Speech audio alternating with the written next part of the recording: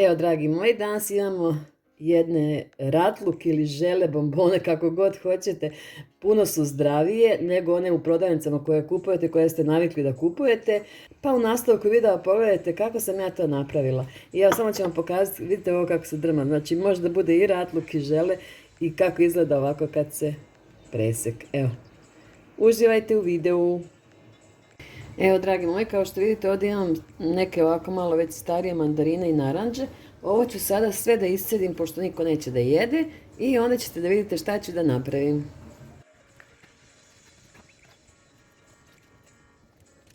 I evo, kao što vidite, dobila sam 2 nepune šolje, znači soka, i sada nam treba još pola šolje, kao što vidite, znači pola šolje, iste takve šolje, znači mere idu na šolje, kukuruznog skroba. Ovo ćemo da sipamo u jednu šerpicu, znači oba 2 šolje.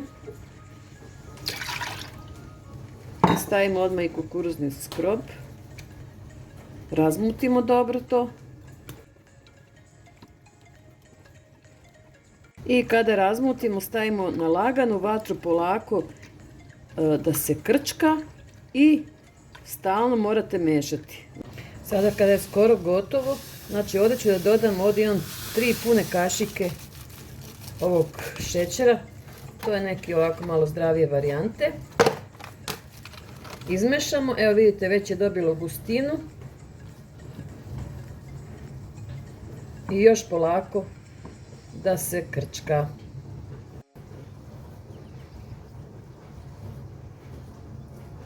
Znači, u stalno mešanje, nemojte slučajno da odlazite od šporete, dobit ćete grudice.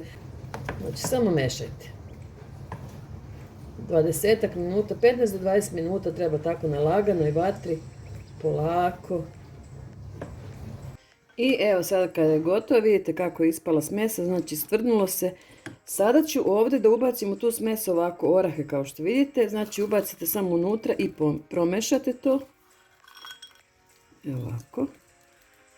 Po vašoj želji, znači ako volite da ima više oraha, vi stavite ovako. Ako volite da je manje, stavite manje, naravno. Promešate sada sve.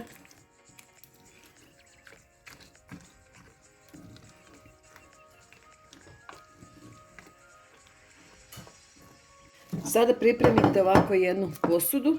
Ja sam ovdje stavila ovu foliju, znači frišku foliju na dno, tako da bi posle lakše izvadila. I sad samo ovo prebacite unutra, u ovo.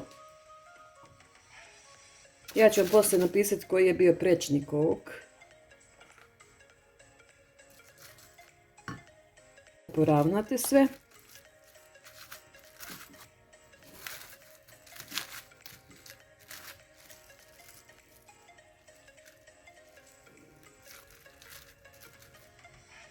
Sada kada smo poravnali, ovo ćemo da stavimo u frižider na jedno 3-4 sata, da se dobro ohladi.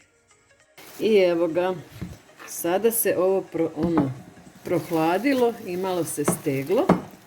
Sada ćemo ovako da stavimo na neku dasku ili nešto i sada ćemo da isečemo na kockice. Možete da skinete ovaj najlon slobodno, da ne smeta. Kockice sečemo veličine kako vi želite, znači mogu biti manje, mogu biti veće. Ja ću da stavim ovako otprilike 1,5 cm tako širine.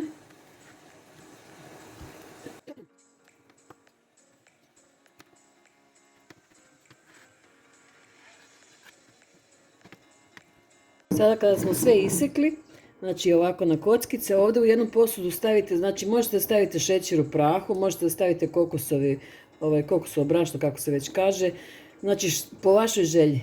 Možete da stavite i, na primjer, orah sitno ili badem sitno isečeni, šta ja znam.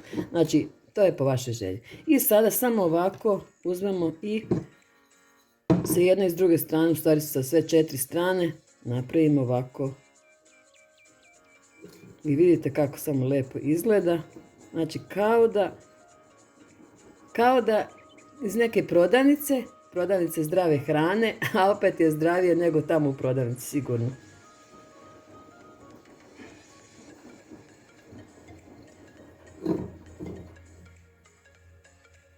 Vidite samo kako lepo izgleda. Pogledajte to. I tako ćemo svaki komad. Znači stavimo ovako uvijek poviše. Možete i ovako samo da... Evo ovako. Još je lakše i brže ide. Evo ga. Evo ga.